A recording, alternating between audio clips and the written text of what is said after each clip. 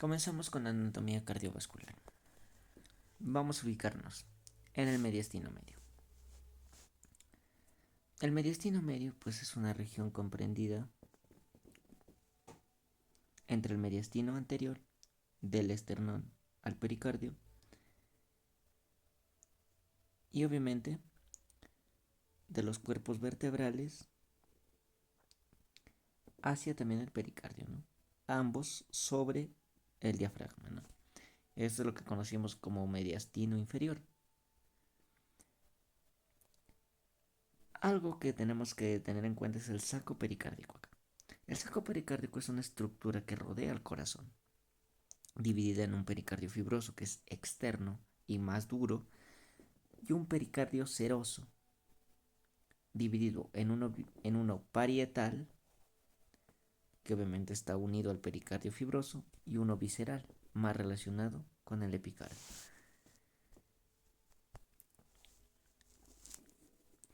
Hay que recordar también que por embriología, pues los dermatomas relacionados con un infarto de miocardio, ¿cuáles vienen a ser? T1, T2, T3 y T4. Algunos libros consideran T5, ¿no? Esto es obviamente nervio sensitivo somático, pero también encontramos un nervio sensitivo visceral, ¿no? Que pasa ahí por un ganglio y ¿dónde se va a interpretar? Mira, justamente en el puente. Listo.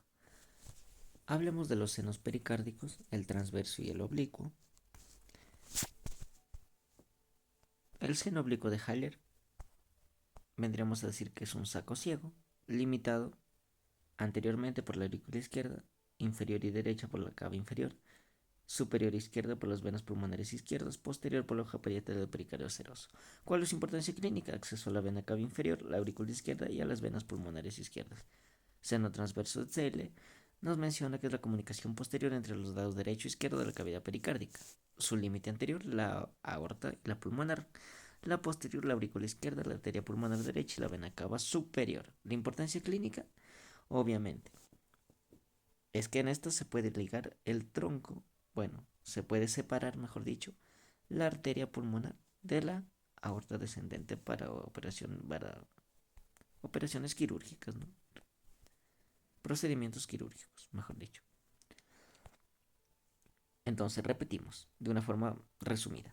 Seno pericárdico oblicuo, formado por la reflexión sobre las venas pulmonares del corazón, y el seno pericárdico transverso separa las arterias de las venas.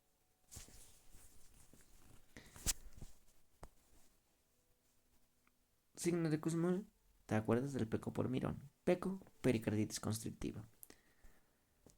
Mirón, miocardiopatía restrictiva. ¿Qué es esto? Hallazgo clínico que se caracteriza por el aumento paradójico. ¿O qué dice? O de la falta del descenso. ¿De qué? De la presión venosa yugular durante inspiración, ¿no? Ya que tú sabes que normalmente las yugulares disminuyen su volumen al respirar, ¿verdad? Si se ingurgitan, ¿qué me indica? Una falla en el llenado, ¿verdad?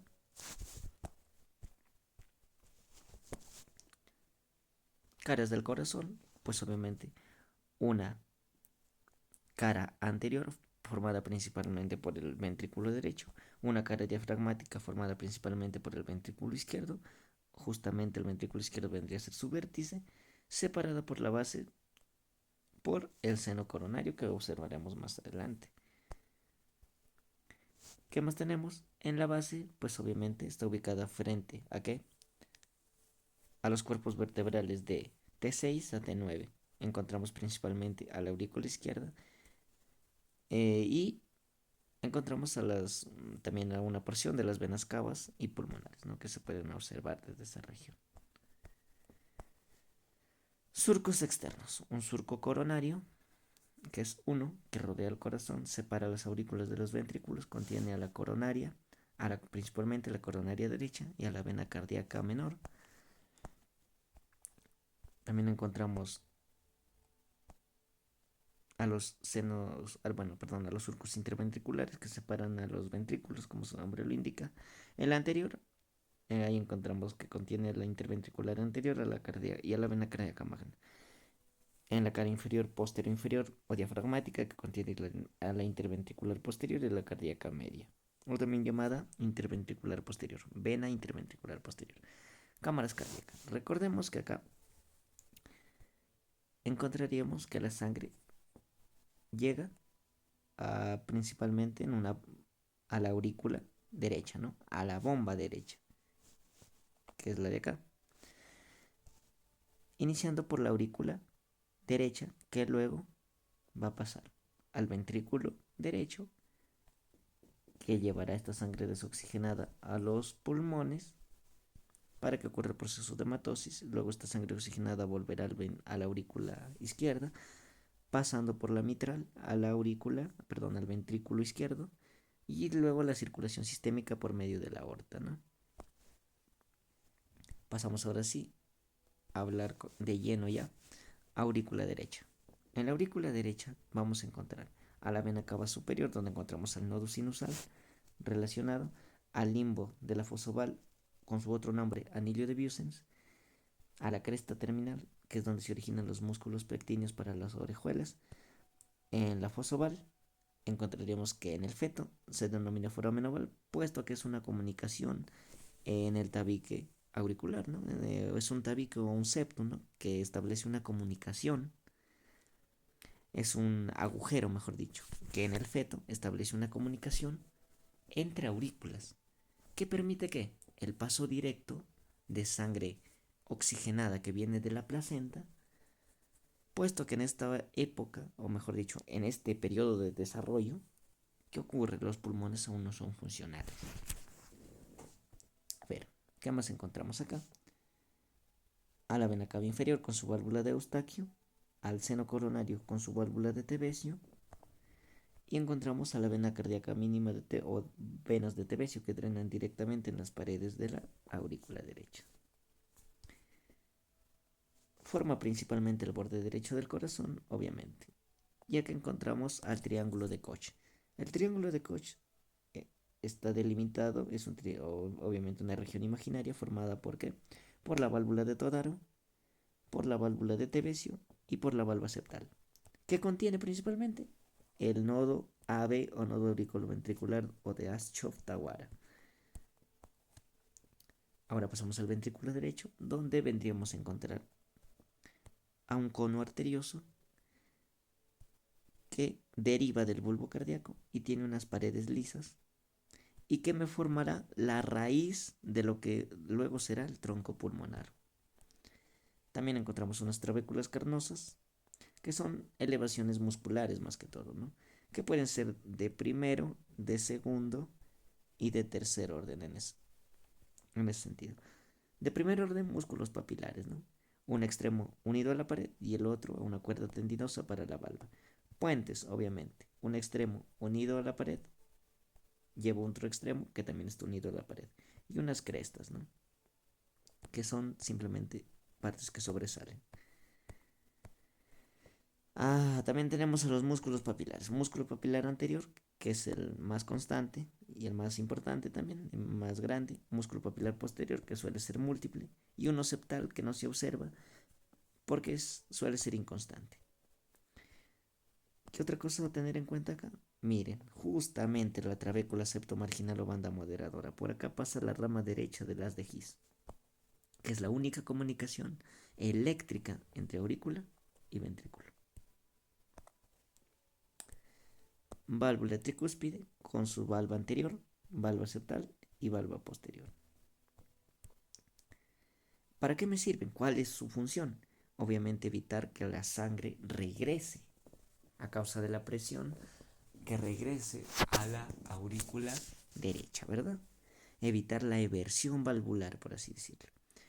Las cuerdas tendinosas lo unirán a los músculos y esto formará un paracaídas invertido, que es de gran importancia, ¿no? En un infarto de miocardio, vendríamos a encontrar que justamente los músculos papilares sufren necrosis, una endocarditis en pacientes por drogas, ¿no? Es la más afectada, ¿no? En una endocarditis.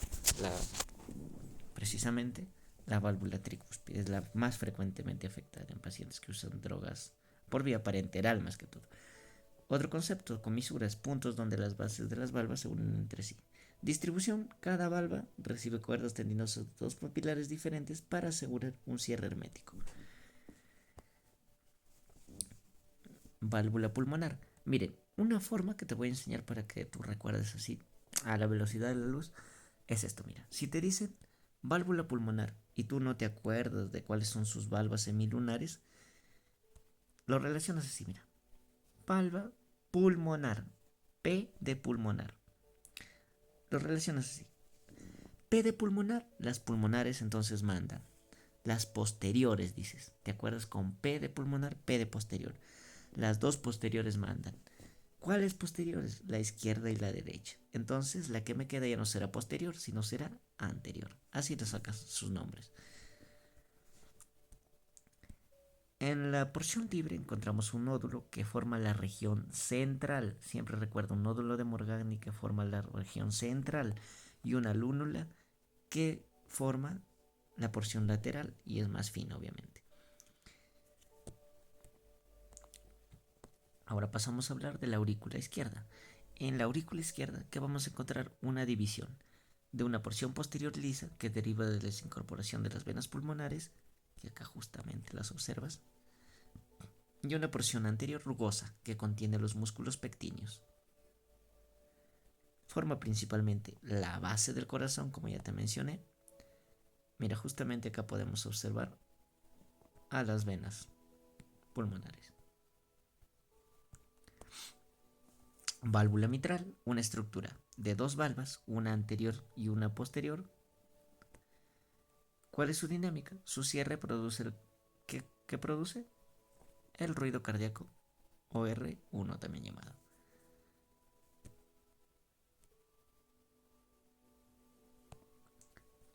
¿Cuál es su correlación? Es la válvula que más frecuente se ve afectada en fiebre reumática. Eso es como un datito, ¿no? Ya, el ventrículo izquierdo, formado por trabéculas carnosas, que son más finas y delicadas que el ventrículo derecho, músculos papilares, solamente dos, uno anterior y uno posterior, pero obviamente serán más potentes. Un tabique interventricular con una porción muscular más gruesa y extensa, una porción membranosa conformando la parte superior y fina, es el atrio, es el sitio más frecuente para que ocurra una SIV. Una SIV, ¿qué es una SIV? Lo explicaremos en la clase de embriología, justo donde vamos a tocar este tema cardíaco también, ¿no? Obviamente esto dependerá de la disponibilidad que luego tengamos. La porción auriculoventricular. En la porción auriculoventricular se separa el ventrículo de la aurícula derecha, ¿no? Separa el ventrículo izquierdo de la aurícula derecha. Formará principalmente el vértice del corazón, ¿no? Como ya te mencioné. ¿Qué se observa acá? Mira, el músculo papilar anterior, las trabéculas carnosas, que tú ya sabes que son, y el músculo papilar posterior. A ver, como datito también, miren, a ver, me olvidaba de mencionarte. En el ventrículo derecho, tú tienes unas paredes de aproximadamente 3 milímetros. Sin embargo, en el ventrículo izquierdo, sorprendentemente tú ya vas a tener aproximadamente paredes de 10 milímetros. ¿Ok? Y mira, si tú observas acá es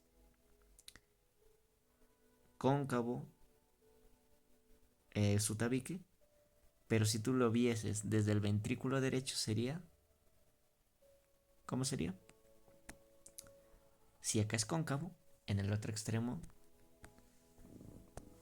sería convexo, ¿no? La válvula aórtica y los llamados senos de Valsalva. Mira, acá lo que te mencionaba, mira, válvula aórtica, con A de aórtica. Entonces tú dices anterior manda. ¿Anterior qué? Anterior derecha y anterior izquierda. ¿Qué me sobra? Una posterior.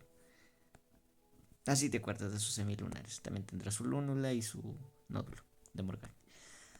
A ver, pasamos a los senos. Un seno derecho que da origen a la arteria coronaria derecha, un seno izquierdo que da a la coronaria izquierda y un posterior que es no coronario. Lo que pasa acá es que la sangre y al pasar a la aorta a la circulación sistémica, una porción, por así decirlo, de esta sangre, un porcentaje, vuelve acá, a los senos. Por efecto de gravedad, pues no es muy obvio. Y acá, en los senos coronarios, se llena nuevamente y el cuerpo utiliza esta presión natural que se genera acá para mandar esta sangre que regresa con cierta fuerza, por así decirlo, pase, pase hacia las coronarias, ¿no? E irriga todo el corazón con una fuerza natural. Y obviamente un proceso ligeramente pasivo, ¿no? Parcialmente pasivo. Encontramos el sistema de conducción, principalmente al nodo sinusal, que es el marcapaso principal del corazón o de Keyflag. Siguiendo el orden, este me da un haz de Bowman, que pasa justamente a la aurícula izquierda, haces interventriculares. Acá también encontramos al nodo atrioventricular, o también llamado de Askov-Tawara. Luego pasará a las de His, que por acá su rama derecha, que te dije que pasa por la trabécula septomarginal, ¿sí o no? Y luego que me dará unas fibritas, fibras de Purkinje, que son las más rápidas del cuerpo. Pasamos a su esqueleto fibroso, conformado por ¿qué? Tejido conjuntivo denso, fibroso denso, formado por 4 anillos que rodean los orificios auriculoventriculares y los de las grandes arterias. 2 trígonos, uno derecho y uno izquierdo. Funciones: soporte mecánico, inserción muscular, soporte valvular y aislamiento eléctrico. Inervación del corazón: plexo, un plexo anterior, localizado en la concavidad del callado aórtico y bifurcación con la pulmonar, y un posterior en el callado aórtico y bifurcación con la tráquea, ¿no? Encontramos una inervación simpática eferente que se origina en la médula espinal con ganglios cervicales. Efectos: cromotropismo positivo relacionado con la fuerza, con la frecuencia cardíaca, y inotropismo positivo con la fuerza como tal. Un tronco, sí, obviamente, ¿no? Relacionado esto con la noradrenalina, ahí es para el dolor, ¿no? Si tú te preguntas por qué sientes un dolor así en el pecho, ¿no? Generalmente son por los frénicos, ¿no? Que se ven afectados. Inervación parasimpática eferente.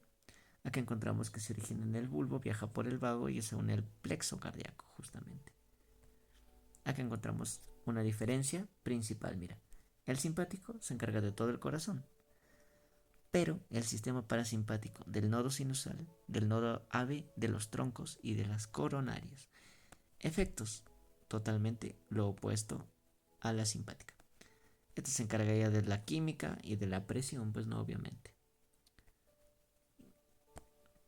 Ahora pasamos a la vascularización cardíaca.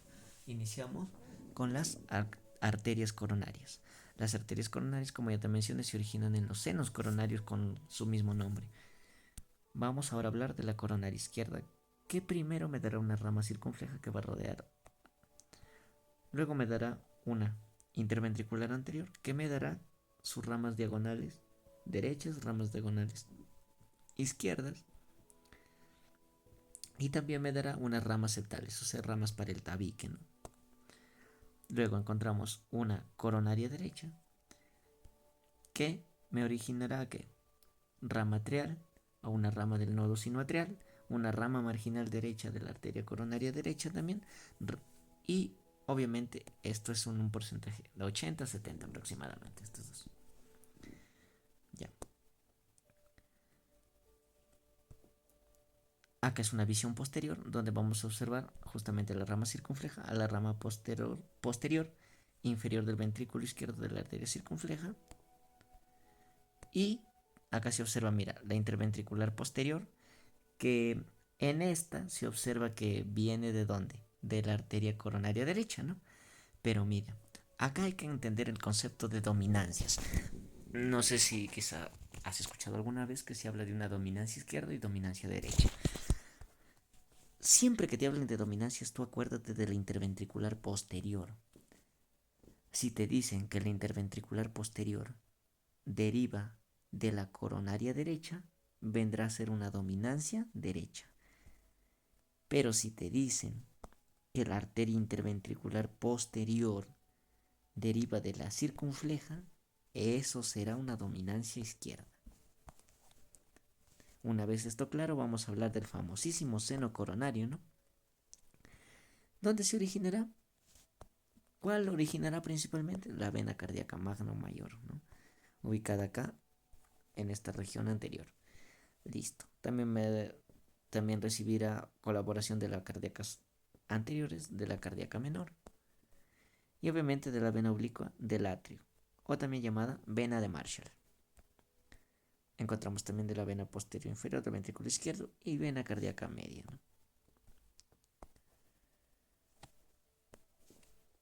Eso sería todo. Gracias por ver el video.